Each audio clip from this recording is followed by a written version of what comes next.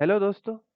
इस वीडियो में हम डिस्कस करने जा रहे हैं 10 से 16 अक्टूबर के बीच की महत्वपूर्ण घटनाओं के बारे में। मेरा नाम है अभिषेक। बिहार आईक्यू पे आप सभी का स्वागत है। चलिए हम स्टार्ट करते हैं लास्ट लेक्चर में पूछे गए कुछ सवाल से। ठीक है।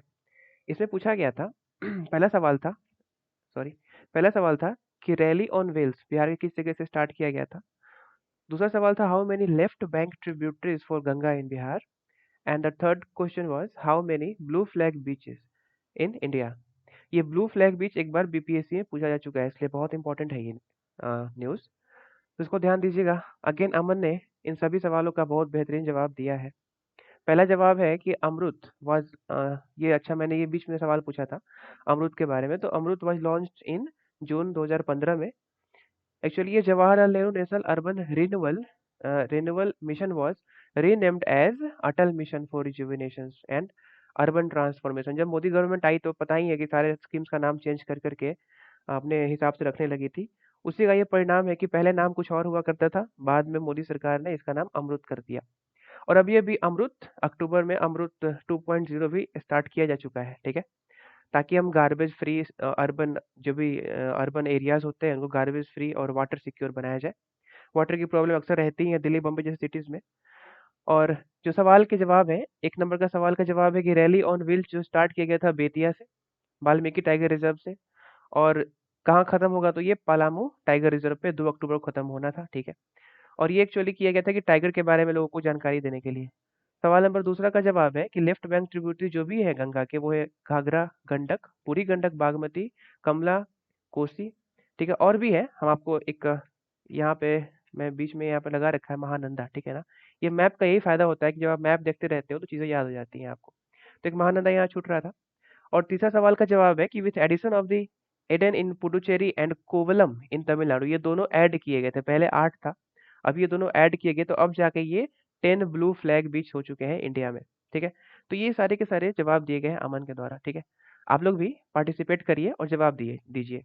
चलिए स्टार्ट करते हैं हम लोग बिहार के न्यूज के साथ साथ। अभी देखिए 12,000 एचपी का हॉर्स पावर का एक एसी विद्युत इंजन जो अभी दौड़ना स्टार्ट करेगा लाइन पे, वो बनाया गया है बिहार के ही मधेपुरा जिला से। ठीक है। ये हाई स्पीड इंजन है और देश का सबसे शक्तिशाली माना जाता है। आप मान लो कि करीब करीब 60 से 70 वैगन को ये कैरी कर सकता है एक साथ। तो ये अभी स्टार्ट दौड़ने के काबिल हो चुका है अपने ट्रैक पे। सेकंड न्यूज़ है कि बिहार में प्रीपेड मीटर, आप देख रहे हो कि हर जगह प्रीपेड मीटर लगाया जा रहा है। और ये बिल्कुल फ्री ऑफ कॉस्ट लगाया जा रहा है, सरकार के द्वारा लगाया जा रहा है। और ये भारत में सबसे पहला स्टेट बिहार ही है जहाँ पे ये ऐसा कुछ है, जहाँ पे बिजली की प्रीपेड मीटर लगाई जा रही है। 2025 तक ऐसा उम्मीद है कि हर एक के घर में लगाया चुका होगा। और ये कुल लागत है इसकी 11,100 करोड़। ठीक है। और ये सारे के सारे लागत जो है ना, पैसे जो है वो बिहार गवर्नमेंट अपने ओर से इसको अवेल करने वाली है। ठीक है।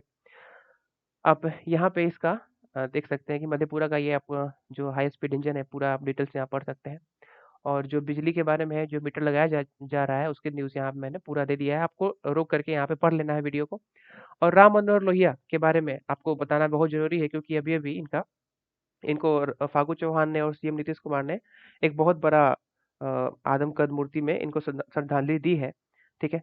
तो एक्चुअली ये थे कौन? तो राम मनोहर लोहिया जो थे एक्टिविस्ट थे। ये एक्टिविस्ट थे हमारे अ, आज़ादी के जो लड़ाइयाँ हो रही थी उस वक्त के। और ये इनका जो मेन काम था ना, कि जो रेडियो ब्रॉडकास्ट करते थे ये सीक्रेटली किया करते थे, चोरी चुपके, ताकि सब लोग के पास न्यूज़ पहुंच सके रेडियो के माध्यम से। तो उसके ये प्रमुख थे। ठीक है। तो राम मनोहर लोहिया अपने हिसाब से उस समय का रेडियो जो है, आज के जो न्यूज़पेपर है और जो तरह तरह का न्यूज़ देखते हो न्यूज़ चैनल्स, उस हिसाब से उस समय का रेडियो बहुत फेमस था, सब लोग रेडियो सुना करते थे। तो जो भी न्यूज़ आपको फैलाना होता था बस रेडियो पे जाके बोल दीजिए, सब लोग सुन लेते थे। तो ये चोरी चुपके उसको रेगुलेट किया करते थे। इनका जन्म 1910 में हुआ था, अकबरपुर जो यूपी में पड़ता है। और ये इनका देहांत हुआ था 1967 में न्यू दिल्ली में। और बाकी सारी यहाँ पे इनकी बुक्स आप देख सकते हैं। ठीक है। इनके पेरेंट्स के बारे में सब कुछ जानकारी यहाँ पे दे रखी है। तो राम मनोहर लोहिया इसलिए बहुत इंपॉर्टेंट हो जाते हैं। नेक्स्ट है गंगा जल उद्धव योजना। अभी अभी ये स्कीम लागू किया गया है बिहार सरकार के द्वारा। इस स्कीम के तहत गंगा के जल को साफ करके गया, बोध गया, राजगीर और नवादा, ये 4 जगहों पे पेयजल की आपूर्ति करने के लिए ऐसा कुछ किया जा रहा है। ठीक है। आपको गया इस इलाके में दिखेगा। ठीक है। राजगीर आपको इस इलाके में दिखेगा, बोध गया सारा, नवादा भी आपको इस इलाके में दिखेगा। तो सारा का सारा साउथ बिहार का इलाका है, ठीक है? और आपको पता है कि इस इलाके में ये सारे के सारे मगध डिवीज़न में पड़ता है, तो इस मगध डिवीज़न में गंगा का कोई भी टच नहीं है, ठीक है? तो गंगा से सब साफ पानी इसे पहुँचाने के लिए ही गंगा जल उद्धव योजना स्टार्ट की जा रही है। इसका लक्ष्य यही है कि जून 2025 तक इस लक्ष्य को पूरा किया जा सके, पेयजल को आपूर्ति किया जा सके इन चारों सिटीज़ में। और ये चारों सिटी बहुत इंपॉर्टेंट भी है। राजगीर में आपको पता होगा बहुत सारी चीज़ें खुल चुकी हैं अब तो घूमने-फिरने के लिए। बोध गया तो इंटरनेशनल हब रहा ही है घूमने के लिए। तो इन सब जगहों पे काफ़ी भीड़-भाड़ रहता है, तो पेयजल की समस्या को दूर करने के लिए ये कदम उठाया जा रहा है।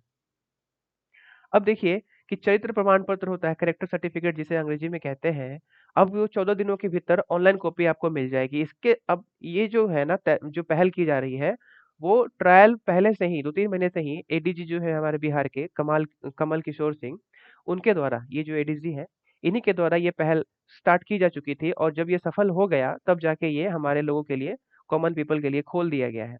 तो अब आपको एसपी ऑफिस का लाइन चक्कर नहीं काटना पड़ेगा, लाइन नहीं लगाना पड़ेगा, आप चुपचाप ऑनलाइन अप्लाई करिए और 14 डेज़ के अंदर आपको इसकी कॉपी ऑनलाइन कॉपी मिल जाएगी, आप प्रिंट आउट लेकर के आप कुछ भी कर सकते हैं।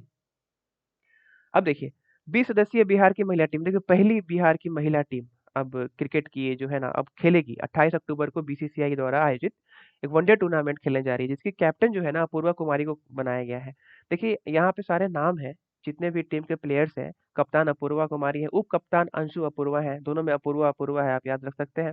विकेट कीपर कोमल कुमारी है और बाकी सारे के सारे नाम आप देख सकते हैं कौन बैट्समैन है कौन बैट्समैन का एक्चुअली नाम तो अब बैटर कर दिया गया है, आपको ही पता होगा। और बॉलर तो बॉलर है ही। ये सारे के सारे नाम हैं, ठीक है?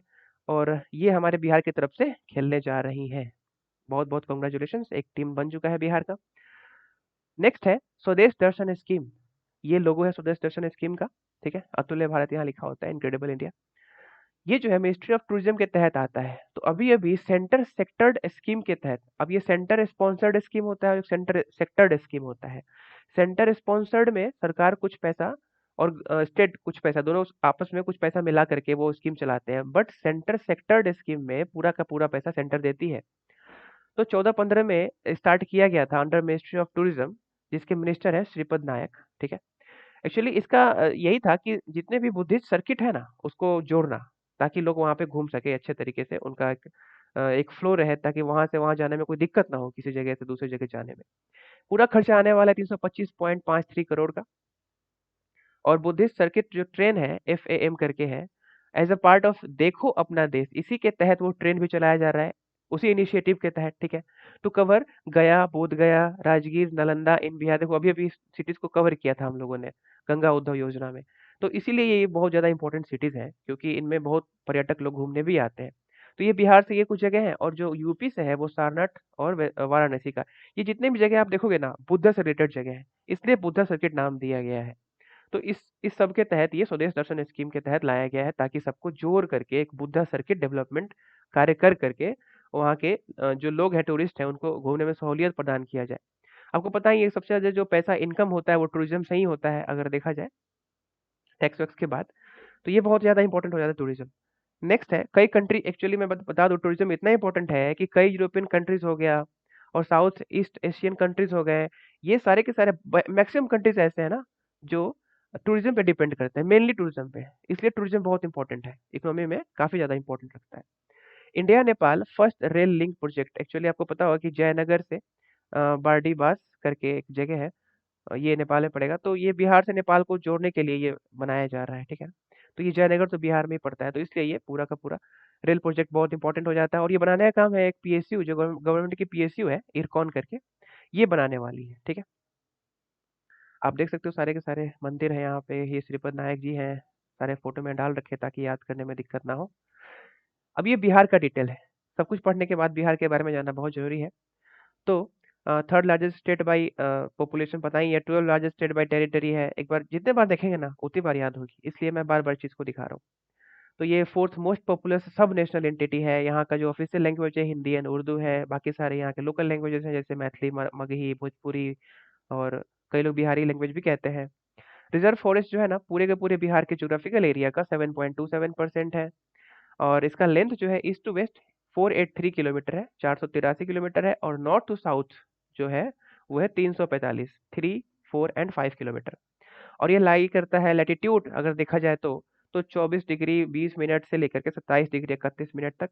और लॉन्गिट्यूड देखा जाए तो 83 डिग्री 19 मिनट से लेकर के ईस्ट से लेकर के ये वाला पार्ट है ना, 88 डिग्री 17 मिनट 40 सेकेंड ईस्ट तक, ये वाला पार्ट किशनगंज वाला पार्ट, ये सारा का सारा स्ट्रेच है बिहार का। फाउंड किया गया था 22 मार्च 1912 को। एक्चुअली ये 12 को ना बंगाल से अलग हुआ था, बिहार और उड़ीसा। आपको बताना है कि बिहार एक प्रॉपर स्टेट, अलग स्टेट कब जाके फाइनल बना था, ठीक है ना? ये सवाल है, बहुत इंपॉर्टेंट सवाल है, बहुत बार सवाल है, पूछा एग्जाम में पूछा गया है। स्टेटहुड मिला है इसको 26 जनवरी 1950 को, जब ये हमारा कॉन्स्टिट्यूशन लागू हुआ है। कैपिटल इसका पटना है, डिस्ट्रिक्ट है 38, लार्जेस्ट सिटी भी पटना है, ठीक है। 38 डिस्ट्रिक्ट्स हैं, 9 डिविजन्स हैं, यहाँ पे जितने भी कलर दिख रहे हैं आपको सारे के सारे डिवीजन है। और अभी अभी हमने देखा था गया, नवादा, ये देख रहे हो ना यहाँ का इलाका, राजगीर नालंदा में पड़ेगा। तो ये सारे के सारे नालंदा वाला जो रीजन है वो पड़ता है आपका पटना डिवीजन में। और ये जो पिंक कलर दिखाया गया है वो मगध डिवीजन है। ये सारे आपको याद रखने हैं। इसके गवर्नर है फागू चौहान, चीफ मिनिस्टर है नीतीश कुमार, दो हैं आपको deputy chief minister, Renu Devi and Tarkishore Prasad. By cameral है, मतलब यहाँ पे स्टेट लेजिस्लेटिव काउंसिल भी होगा और स्टेट असेंबली भी है। काउंसिल में 75 सीट्स है, असेंबली में 243 सीट्स है, राज्यसभा में बिहार के लिए 16 सीट्स हैं और लोकसभा में 40 सीट्स हैं, ठीक है। टोटल एरिया है 94,163 स्क्वायर किलोमीटर, जो 12वें नंबर पे आता है पूरे ऑल ओवर इंडिया में, ठीक है। और पॉपुलेशन आप देख सकते हो 10 करोड़ के आसपास है, थर्ड रैंक है पॉपुलेशन वाइज। 1102 किलो पर स्क्वायर किलोमीटर के इसका डेंसिटी है। मेजर भोजपुरी लोग बोलते हैं यहाँ पे, है ना। और ठीक है, जीडीपी 1920 के लिए है 6,12,000 करोड़ के आसपास, लाख करोड़ के आसपास। और इसका पर कैपिटा जो इनकम है 40,664 है, जो कि सबसे अधिक है पटना का। तो ये रहा पूरा, जितना बार देखेंगे उतना बार याद होगा, पूरा का पूरा डिटेल मैंने डाल रखा है बिहार के बारे में। चलिए बढ़ते हैं आप लोग नेशनल न्यूज के साथ। पहला न्यूज है शिवांगी सिंह, जो कि पहली ऐसी महिला है जो राफेल को उन्होंने फ्लाई किया है, राफेल पे। तो राफेल के बारे में अक्सर आप लोग सुनते हो कि राफेल ये राफेल वो, पर राफेल है क्या चीज? तो राफेल जो है ना कि इजरायली बेस्ड जो एक टेक्नोलॉजी कंपनी है, उन्होंने इसको बनाया है। बहुत ही एडवांस सिस्टम है, ये एरोप्लेन है, ये जेट फाइटर है, ये फाइटर जेट है ये। और इसराइल द्वारा बनाया गया है और इजरायली कंपनी है जिसका सीईओ है यहोहार इवेन, ठीक है। 16 से इनको सीईओ बनाया गया, हेडक्वार्टर इसराइल में ही रहेगा, हाइफा में। और फाउंड किया गया था हमारे आज़ादी के 1 साल बाद 1948 को। ऑनर खुद ब खुद इसराइल की सरकार है, मतलब ये स्टेट गवर्नमेंट की है। तो ये रहा राफेल के बारे में। और जो शिवांगी सिंह है वो है फुलवरिया वाराणसी की है, इनके पापा का नाम देख सकते हो। ये सारी की सारी चीजें इनके बारे में मैंने डाल रखा है। नेक्स्ट है EWS quota, economically weaker section quota, ठीक है। और ये इतना ज्यादा इंपॉर्टेंट है क्योंकि कोर्ट ने अभी अभी बोला है कि जो इसका आप लोग सरकार ने इसका जो बना रखा है रेंज की 8 लाख से जो कम कमा रहे होंगे फैमिली, वो इसके अंतर्गत में काउंट किए जाएंगे। और 8 लाख से ज्यादा कमाने वाले ईडब्ल्यूएस कोटा में नहीं आ सकते हैं। तो उस पर सवाल उठाया है कि भाई 8 लाख जब कमा रहा है तो वो गरीब कैसे हो गया, वीकर कैसे हो गया इकोनॉमिकली। तो खैर हमको जानकारी जो लेनी है एग्जाम के लिए, वो लेनी है कि ईडब्ल्यूएस कोटा है क्या और कब आया था। तो ये आया था 103rd कॉन्स्टिट्यूशन अमेंडमेंट एक्ट जो 2019 में आया था, उसके तहत ये एक्ट एक बना था, जिसमें हम लोगों ने आर्टिकल 15 और 16 को अमेंड कराया था। और नया आर्टिकल जोड़ा गया था 15 में 6 और 16 में 6। आप याद रख सकते हैं, बड़ा इजी है। एक्चुअली ये for economically economic reservation in job and admission in educational institute for economically weaker section, job में और एजुकेशन इंस्टीट्यूशन में एडमिशन के लिए ये रिजर्वेशन दिया जाता है ईडब्ल्यूएस कोटा को। आपको पता होगा 50% कोटा दिया जाता है ओबीसी एंड एससी एसटी वालों को। बाकी पहले था 50%, 19 से पहले, जब ये एक्ट आया था उससे पहले। और 50% रिजर्व रखा गया था आपके जनरल कोटा के लिए। पर ये जनरल में से ही निकाल करके 10% कोटा दिया गया है ईडब्ल्यूएस को। अब जाके बच गया जनरल वालों के पास 40%। खैर चलिए, अच्छी बात है। नेक्स्ट देखते हैं अमित खरे, ये फोटो आप देख रहे होगे अमित खरे का। इनको अभी अभी अपॉइंट किया गया है adviser of the PM Modi, Modi के एडवाइजर के रूप में काम इनको अपॉइंट किया गया है।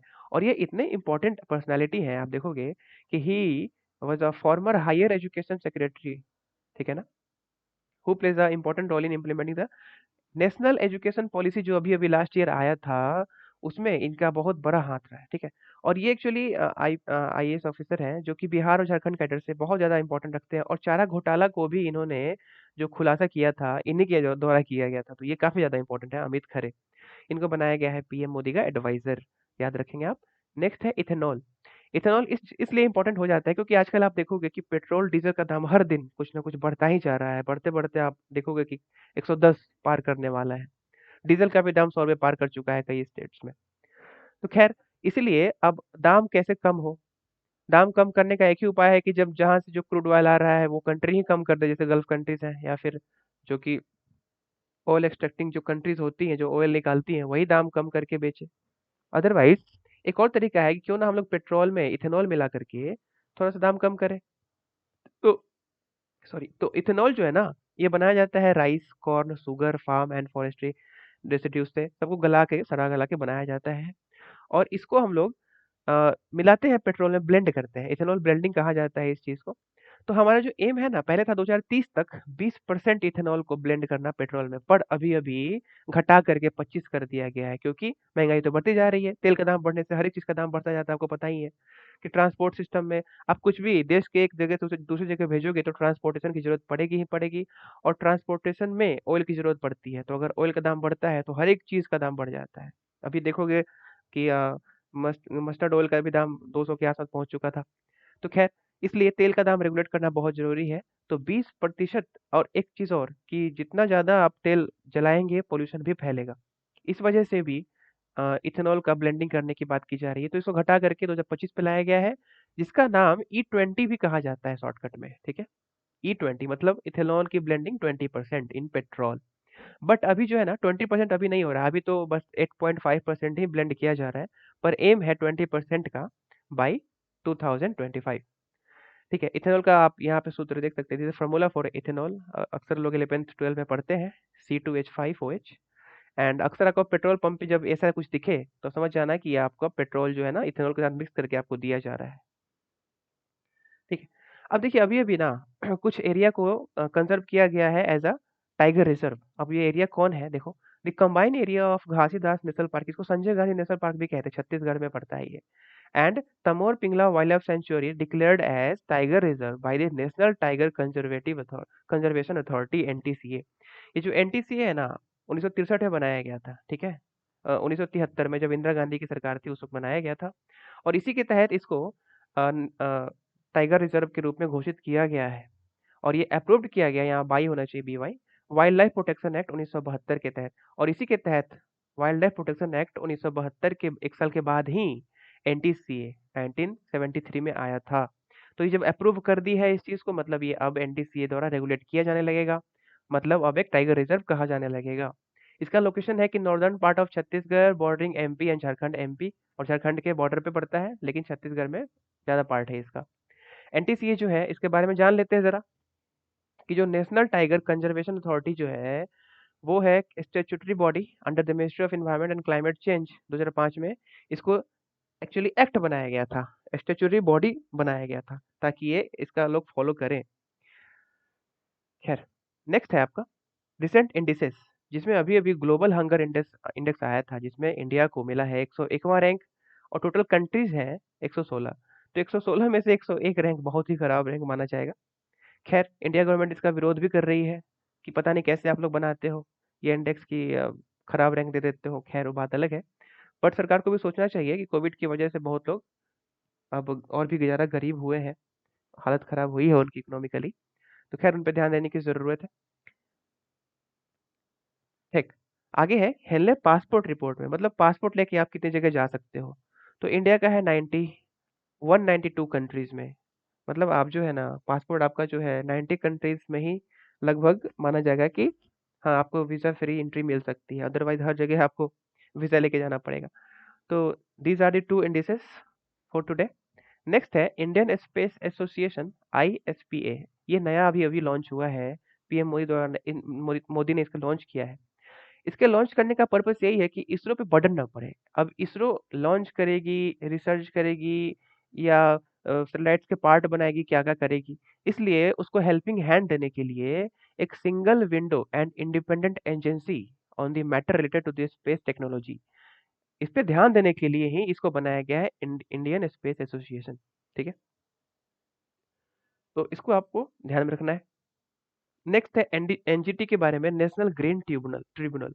तो ये इतना ज़्यादा इंपॉर्टेंट है कि ये कोर्ट का पावर रखता है, और इसको जहाँ कहीं भी कुछ दिख गया ना कि कोई भी कोई भी हो, कितना बड़ा आदमी हो, चाहे वो सरकार ही क्यों ना हो, अगर कोई इस एनवायरनमेंट को गंदा कर रहा है, कुछ क्षति पहुंचा रहा है, तो ये सुओ मोटू मतलब अपने आप वो केस लेकर के उस पे कुछ भी दंड दे सकती है या कुछ भी एक्शन ले सकती है। इसकी स्थापना हुई थी एनजीटी एक्ट 2010, जो आर्टिकल 21 के तहत आता है। और ये इसलिए 21 के तहत आता है क्योंकि राइट टू लाइफ के तहत इसको बनाया गया था कि इन्वायरमेंट अगर खराब होगा तो सबकी जिंदगी खराब हो सकती है। इस वजह से राइट टू लाइफ के तहत ही एनजीटी की स्थापना की गई थी, to provide protection to environment and conservation of forest and other natural resources. जितने भी नेचर से रिलेटेड चीजें हैं ना, उन सबको प्रोटेक्शन देने के लिए ही इसको बनाया गया था, ताकि जो हमारा लाइफ है वो सिक्योर हो पाए। अगर इन्वायरमेंट खराब हो जाएगा तो लाइफ खराब हो जाएगी। आपको पता होगा कि अगर एयर पोल्यूशन में लोग दिल्ली में जीते हैं तो उनका ऐसे ही एज करीब करीब 18 से यूं कहें तो 18 से 2 साल तक कम हो जाता है। तो दीज आर दी फैक्टर्स। इसका headquarter new Delhi, Bhopal, Pune, Kolkata and Chennai है, 4 जगह है। और ये जो है ना थर्ड, ये ऑस्ट्रेलिया और न्यूजीलैंड के बाद इंडिया में ही बनाया गया था। तो ये बहुत ज़्यादा इंपॉर्टेंट है, ऑस्ट्रेलिया और न्यूजीलैंड के बाद इंडिया में बनाया गया था एनजीटी। अब एनजीटी के प्रमुख इस वक्त कौन है, हेड कौन है, चेयरपर्सन कौन है, इसका आप जवाब कमेंट बॉक्स में जरूर बताइएगा। ठीक है। मॉनेटरी पॉलिसी कमेटी अभी अभी रिपोर्ट आई है जो बाई मंथली आती है। इसमें आरबीआई इसको लॉन्च करती है अक्सर। तो रेपो रेट अभी भी वही रखा है 4%, रिवर्स रेपो रेट भी 3.35%, मार्जिनल स्टैंडिंग फैसिलिटी भी 4.25% है, बैंक रेट 4.25%, अक्सर ये दोनों बराबर ही होते हैं। और जीडीपी 2021-22 के लिए 9.5% को रखा गया है। अब आपको ये बताना है कि ये जो फोटो आप देख रहे हैं ये कौन है। ठीक है, बहुत इंटरेस्टिंग पर्सनालिटी है। नेक्स्ट है इंटरनेशनल न्यूज के बारे में कि इंडिया यूके मिलिट्री एक्सरसाइज अभी अभी हुआ है इनका, अजय वॉरियर करके। ठीक है, इनका ये जो प्लेस है उत्तराखंड में कराया गया है। ये फोटो आप देख सकते हैं, इंडो यूके ज्वाइंट एक्सरसाइज कराया गया है। जो अदर एक्सरसाइज है जैसे पासिक्स हो गया, कोंकण हो गया, इंद्रधनुष हो गया, तो पासिक्स अभी अभी हुआ था बे ऑफ बंगाल में पिछले महीने। और कोंकण जो है ना वो नेवी, अक्सर दोनों की इंडिया और यूके की नेवी द्वारा कंडक्ट किया जाता है कोंकण। और इंद्रधनुष एयर फोर्स के द्वारा किया जाता है। तो तीनों नाम मैंने बता दिए हैं इंडिया और यूके से related. Global minimum tax rate, अब ये क्या है पहले हम पढ़ लेते हैं फिर मैं बताता हूँ इसका बैकग्राउंड। ये जो ओईसीडी है ना, organisation of economical cooperation and development, जिसकी स्थापना 1961 में हुई थी और हेडक्वार्टर इसका पेरिस में है, इसने अनाउंस किया है जितने भी बिग कंपनीज हैं उसको कम से कम पे करना है 15%, उससे कम आप पे ही नहीं कर सकते। और ये 136 कंट्री द्वारा रेगुलेट किया जा चुका है जिसमें इंडिया भी एक है। और ये 2023 से इफेक्ट में आ जाएगा। अब इसको क्यों लागू किया गया है, आपको पता होगा कि बहुत सारी कंट्रीज जो है ना ब्लैक मनी छुपाने के लिए, टैक्स छुपाने के लिए इंडिया से हट करके कभी मॉरिशस चली जाएंगी, कभी पेपुआ न्यू गिनी चली जाएंगी, कभी क्यूबा चली जाएंगी। ऐसे जगहों पे जा करके, साउथ पोलो चली जाएंगी, ऐसे जगहों पे जा करके वहां पे टैक्स इतना कम है कि मान लो आप 100 रुपए कमाते हो तो मुश्किल से 1 रुपए देने पड़ते हैं, पर इंडिया में आपको 20 से 25 30 रुपए तो देने पड़ जाते हैं।